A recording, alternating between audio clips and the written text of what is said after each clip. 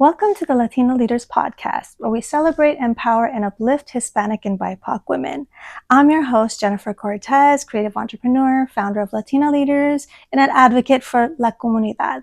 Today's guest is one of the top realtors in Toronto and recently ranked as one of the top 10 in RE/MAX Millennium, and also has a background in sales and headhunting, as well as a mother of twins. That's right. So I'd like to give a warm welcome to Marcela Torres. Hello. Thank you so much for having me. Hi, of course. I had to have you. See all you do on social media, and it's great. I love all the tips that she gives. So we will share her social media. But give us a little bit about who you are. I know this is a small intro, but I kind of want to know how you became Marcela Torres, a top 10 realtor. How did that happen? Well, my real estate journey actually started in 2021. Mm-hmm. And so it's been quite an incredible journey. It's very different when you switch careers in your late 30s.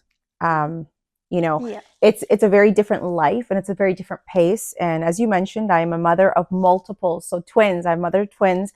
And that's for me, it's the most important job I have. Mm-hmm. However, my career into real estate flourished. I would say, the interest into wanting to get into real estate actually came in at a very young age. I was actually in high school. Really? Yes. Okay. And my dad actually advised me not to go ahead and not to do that, like go to school, get a degree, blah, blah, blah. So of course you familiar. Yes, it's very common, right? Yeah. And it wasn't a bad thing. I understand why he did it. And of course, I went ahead and I did that, and I got into corporate world. I was working for, at the time it was called Direct Energy. Now it's called Enercare. Mm-hmm. I was working there for about 7 years. It was my first corporate job. I was running a sales team there. And that in itself was very rewarding. Mm-hmm. Learned a lot.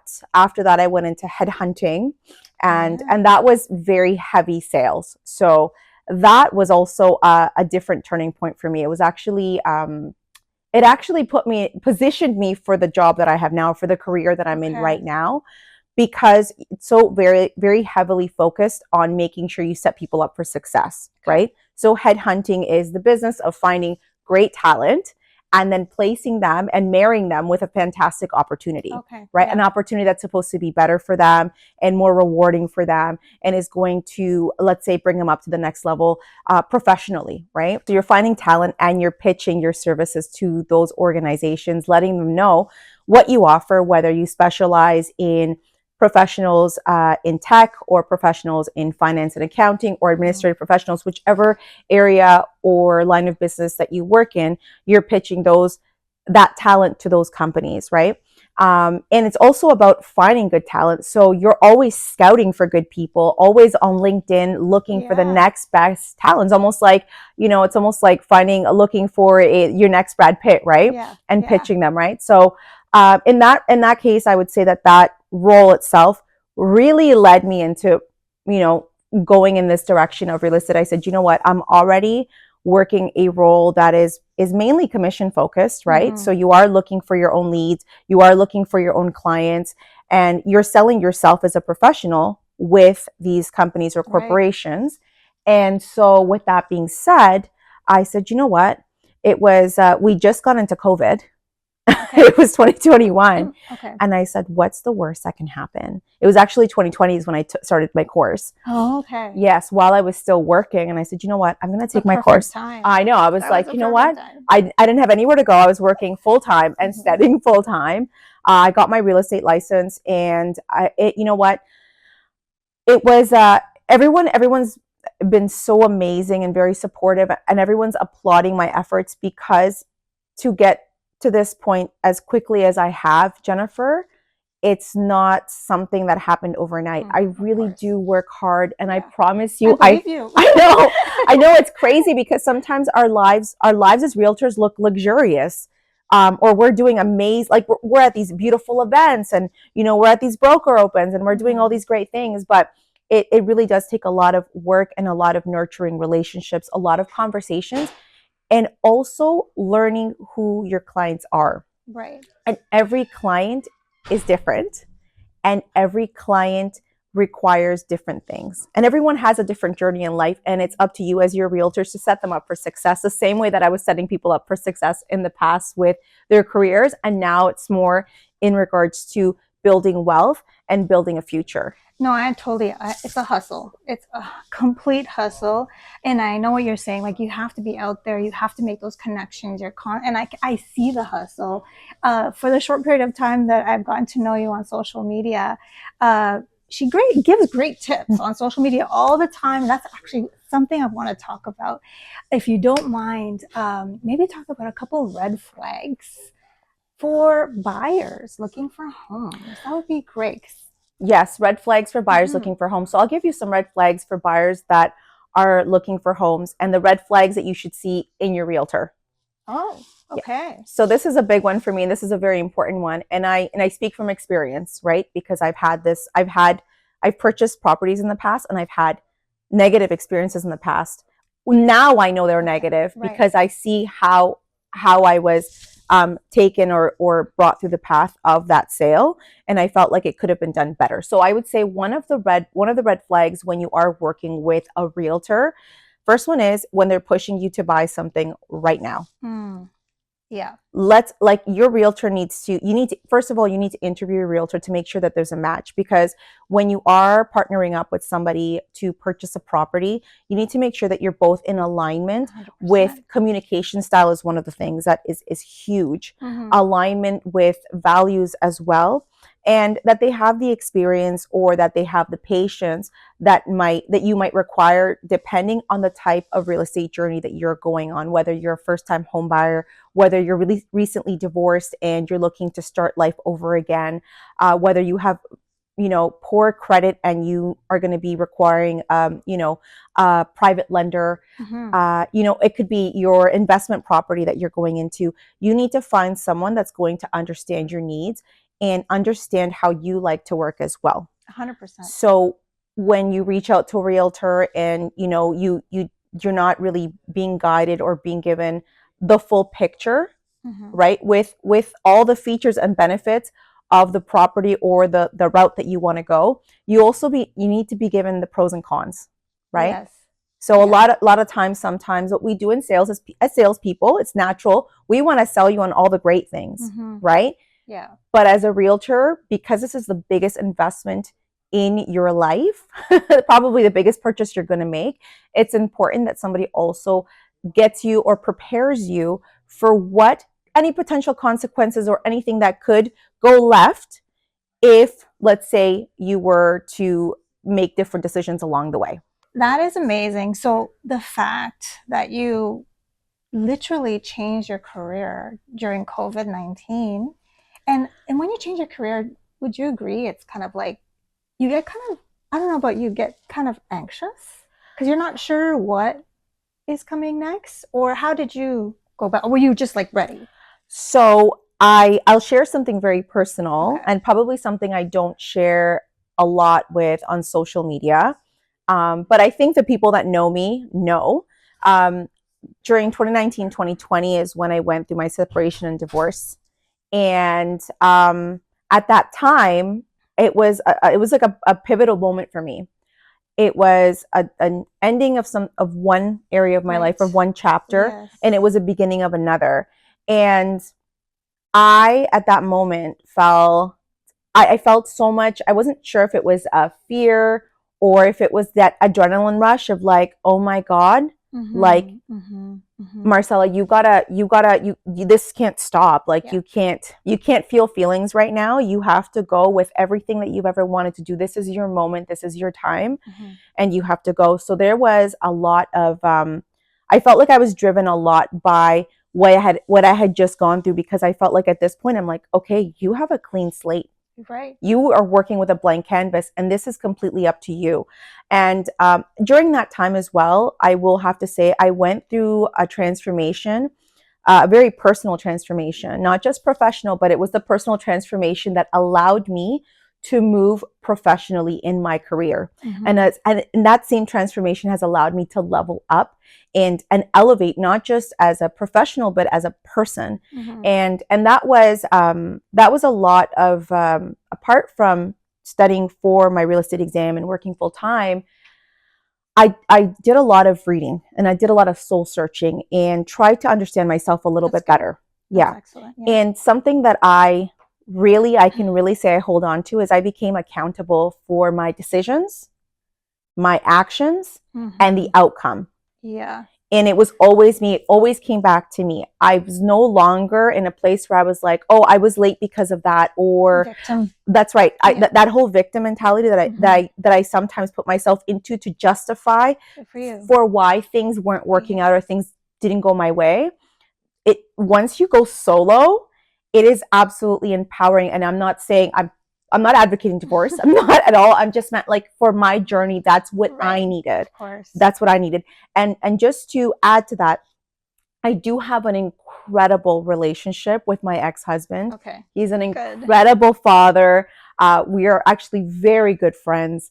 And that event that I'm actually hosting on June the 19th is actually going to be taking place at his location of his business. Oh, that's amazing. Okay, so great. So I love that you shared a little bit of that personal journey of yours, because like you said, it's like, it's you have to figure out who you are. That's right. Everyone has that journey, and for every single person, it's different. And I totally agree. I have been on, when you're single, you can do a lot of things that you've wanted to do for so long, like things like that. And sometimes you kind of have to put that away when you have, a partner or things like that. And it's not about just you anymore. That's right. But the fact that you got to see, just embrace yourself and get to know yourself. I really admire that you did that, because a lot of people don't do that and don't get it figured out. And then they play the victim mode, and that's really not how you're going to progress in life or grow. That's right. So good for you. And that's probably why you are where you are, because you did all that soul searching and healing. You allowed yourself that time. That's correct. Which we all need to do. Yeah. Right? So that's amazing. Yes. Okay.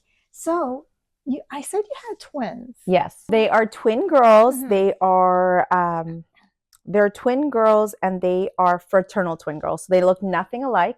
And funny thing to add to that as well, my ex-husband and I, when we got married, I remember we made a decision that we were not going to have children. Oh.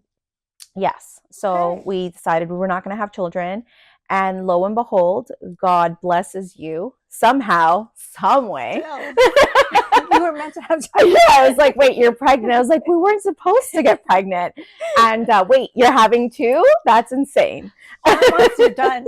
You're done. What is your background, Marcela? I am from Ecuador. I came to Canada when I was just before my 7th birthday. When we met for the first time was at the Latina Leaders brunch. That's right. That's when I met Marcela. She comes in looking so beautiful, and I remember your gorgeous, it was a dress, like floral dress. Yes. Beautiful. I'm like, who is this woman? She just comes in. Anyways, and I remember she sat in front of me. You sat in front of me, and we had conversations, and immediately there was like a click of a good vibe. Yes, it was absolutely. A good vibe. And what I really I guess I'm grateful for that you said was that you felt immediately comfortable in the atmosphere of the women that were there. Absolutely. Which I think is so important. So I appreciate that, and I'm happy that you felt that way. Yeah. So do you want to talk a little bit about that experience? Absolutely. So for starters, I will have to say that I have a huge appreciation for what you do.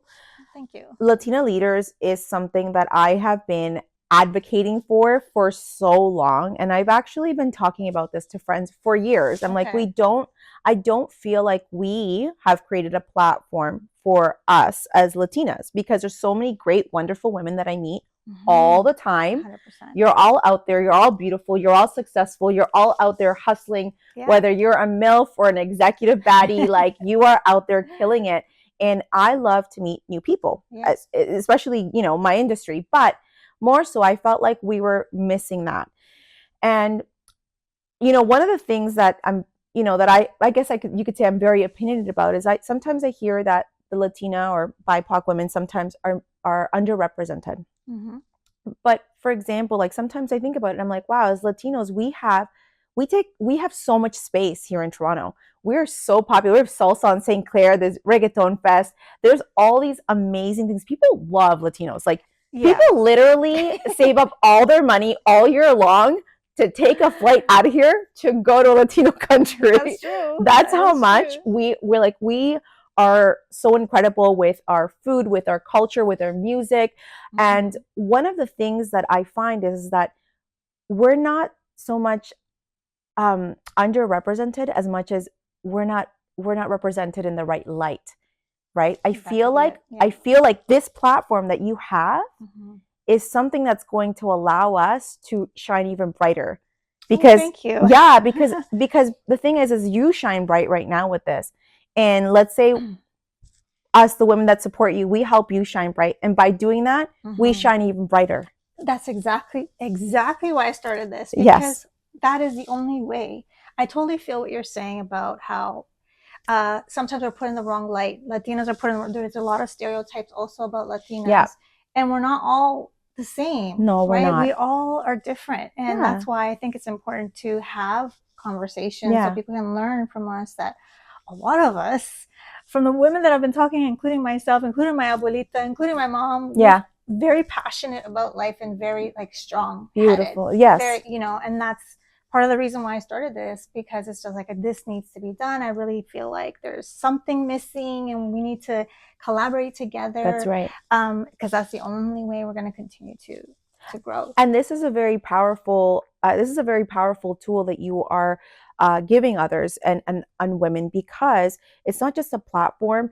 We're able to connect with one another. We're able to network with one another. We're able to even, give each other advice. And you're in a place where no one's gatekeeping information.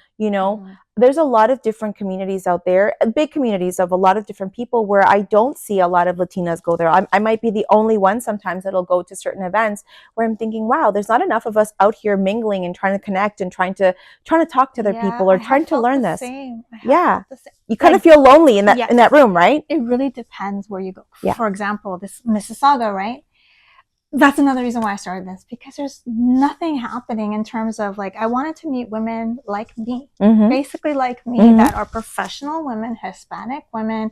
But where are they? Yeah. I don't see them, right? Yeah. And so I'm just I have to drive far in order to go to a networking event, to meet other women like me. Right? Yeah. And so I'm okay, something has to happen. Yeah. So that's part of the reason why I started. No, it's amazing. To other women like me, because we can also, like you said, support each other. You've already come to 2 of my events. I'm going to your event coming up in a few weeks. So that's part of it. We have to support each other. Absolutely. In multiple ways. Absolutely. Yeah. And I think that, and I don't know if it's because, I'm an immigrant here, and it could also be because we, at the time, maybe when we came here, when we were smaller, our community was much smaller, right? We were kind of the newbies in town. And it wasn't, Toronto right now is the most multicultural place in the world. You can actually move to Toronto and never learn to speak English, because you will find people that speak your language. You can still go into Chinatown. So true. You can still go to Chinatown and they don't speak English.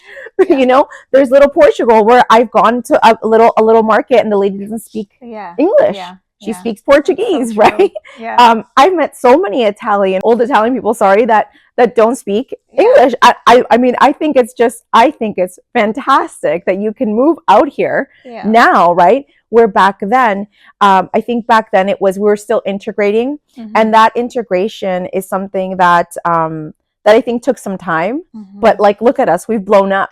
And now it's time for us to make that space for ourselves and for others in our own community, right? Yeah. No, and that's so true. Ontario specifically is so multicultural. And I love that about this province. And so that's a great point. So it's funny that you say when you came, you're roughly around 7 years old, right? How was that transition for you? Do you remember? Yeah, actually, I came, and actually, it's funny. My first home was actually right here in Mississauga. We came to live with my aunt, and she actually Mississauga was different back then. Very different, very different. Farms. Yes, yeah, very long time ago. Yeah. And so My transition here was very different. I'd never seen snow before. Yeah, and I arrived here December 12th, 1989. That's my birthday. Oh, is that actually? Oh, that's crazy. That's crazy. I'll never forget that because my grandmother made sure that we remembered every year. You said 1989? Yeah. Oh my gosh, I moved here, oh my gosh, roughly around the same time, 1990. Oh, wow. Okay. Yeah. Look at that. That's amazing. Yeah. So fresh. We're fresh, right? So it's wild when you really think about that because it's, I'd never seen snow before. I didn't, it's just a different pace of life. Yeah. You know, there's no beach here. There's absolutely well, there's a small one. Yeah. but yeah. So you know what I mean? It's not a tropical country. And and so the transition here was interesting. It came with its challenges, but it certainly has allowed me to become the individual that I am today because it's all those changes, all those shifts, all basically life forcing you to adapt. 100%. That allows you to really take it by the horns and just go because you become fearless. You have like siblings? So I came here with my dad and my dad's family. I do have a half sister that lives in Miami. Okay. That's kind of nice. That's fun. Yeah, I know she's always asking me to go, but I'm like, I'm working. Take me with you. Yeah, I'll have to plan one of those trips soon.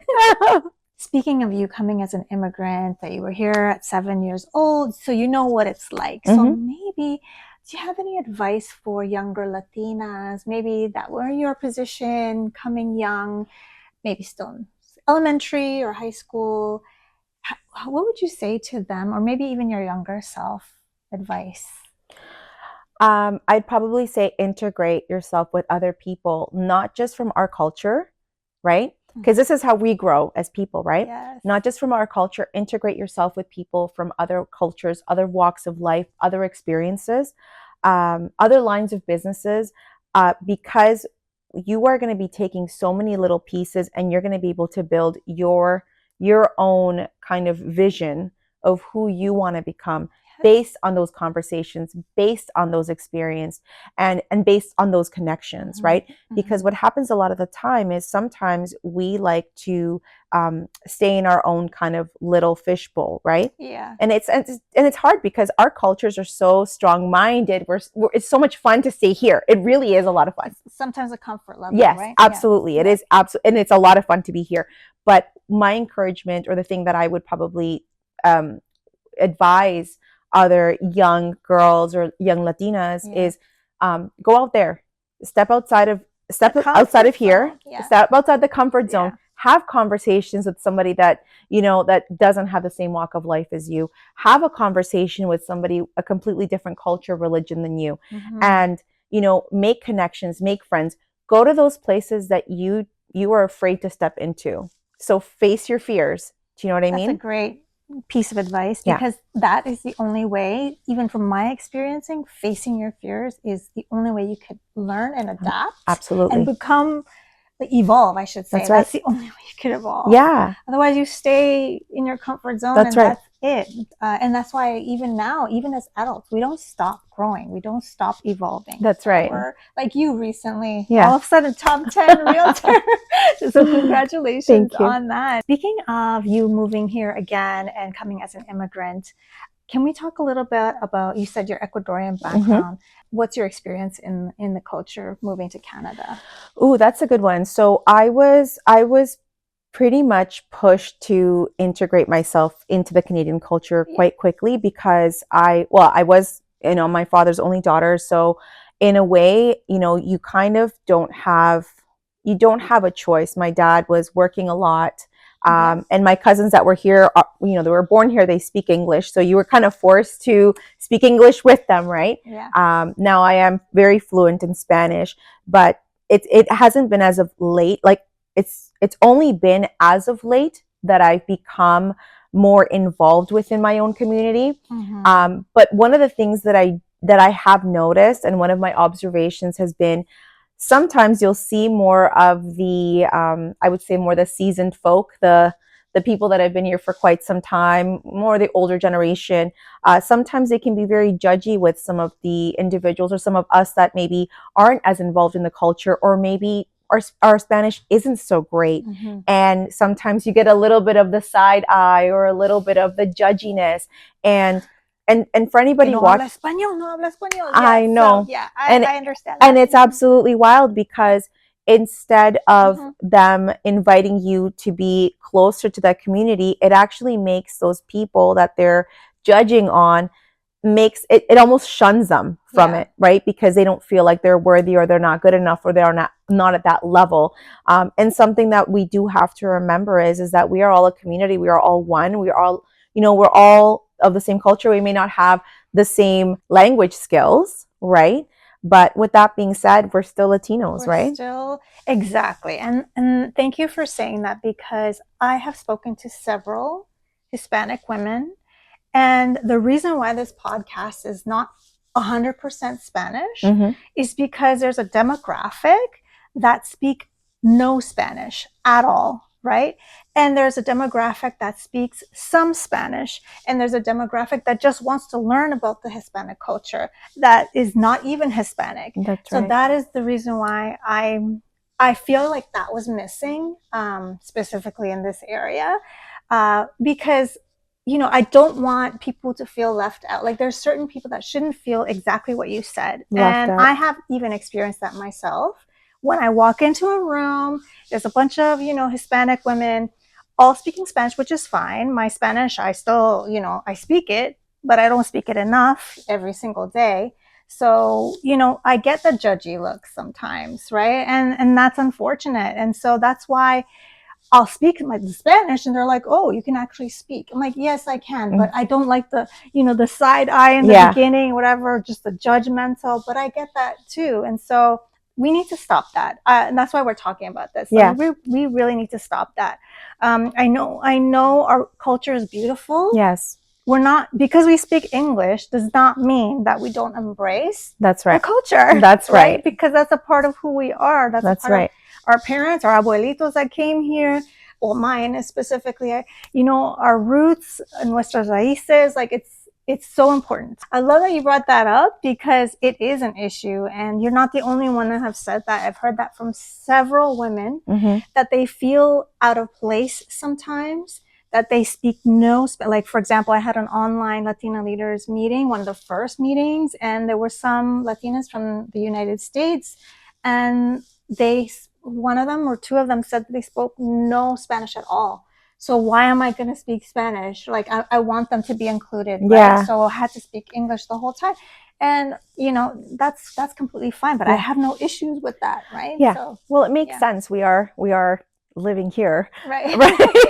and you're right, most of us do speak English here, right? So and it's great, because we're not excluding anybody by doing this, right? Because for the most part, all these young entrepreneurs, all these young Latinas, we all speak English. For sure, we know that that's a fact, right? Our Spanish might be a little rusty, but... But I love that you said that you got involved in the culture more so as an adult, because that happened to me too. When I was younger, I was integrated as well. My parents came here.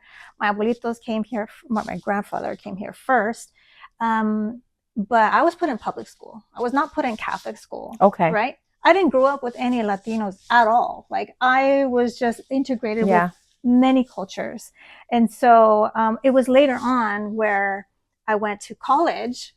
That's when I started to meet my kind. Yeah. Like, all the Hispanics, my kind, the Ecuadorian, lots of Ecuadorians. And it was kind of nice. Yeah. Right. And so, but that's really when I started to embrace, like, everything, aside from, like, the cultura at home with my family, and of course the food and everything. That's, we had, that's there. Right. But for us anyway. And so, but later on, I was, it was the music and the dancing, and then learning how to dance later in life, like the actual Latin dancing later in life. You learned that later? I learned that later. I've seen videos of you dancing. I'm sorry. I thought you've been dancing your whole life. No, absolutely not. Absolutely. And that's what I want to clarify, is that it's in our blood. Like, it's in our blood. And that's incredible. Sorry, I'm still in shock. I swear to God, I thought maybe you were like a professional dancer. Hell no.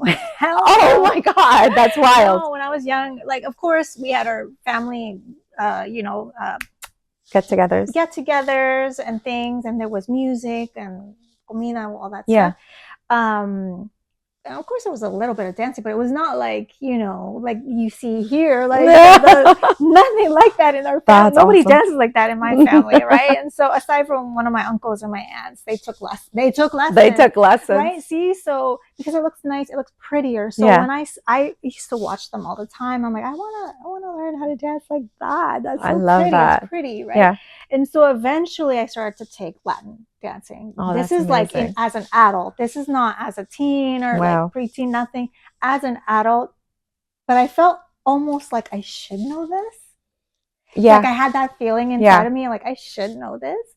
But really, you shouldn't feel that way because it's not, Latinos don't dance like that. No. Like that whole linear line thing and that whole posture. We don't dance like that. Yeah. Right? And so that's what I want to learn, just because it looks so pretty and fun. Yeah. And now it's a different story because I've been taking lessons on and off for more than 10 years. Wow. So, and going to socials and things. So that's how you just more practice with different partners and things like that. Everyone's different. But so it's funny that you said that because I did that too. And I just really immersed myself more and more in the culture and this podcast, all of that. I just felt there was a gap, right? Yeah. And so that's the reason why I guess I'm here. We're bridging gaps. Yeah, exactly. So thank you for that. So that was an awesome conversation, Marcela. I'm so grateful that you came here today, and we almost match. Yeah, I know, right? Almost match. Coincidence. Not planned, but I guess we think alike. Yep. So can you please tell us where people can actually find you? Because you give great advice on social media. Mm-hmm. So my Instagram handle is at marcelatorresofficial. And you can find all my contact details on there. You can find some great real estate tips. And you can always send me a DM if you have any questions related to real estate. Thank you so much, Marcela, for being here. And for all of you, if you enjoyed that, please subscribe to the channel. Please give us a like, give us a review on Spotify. If you love this kind of content, we'll be back with more inspiring stories. Thank you so much. Ciao.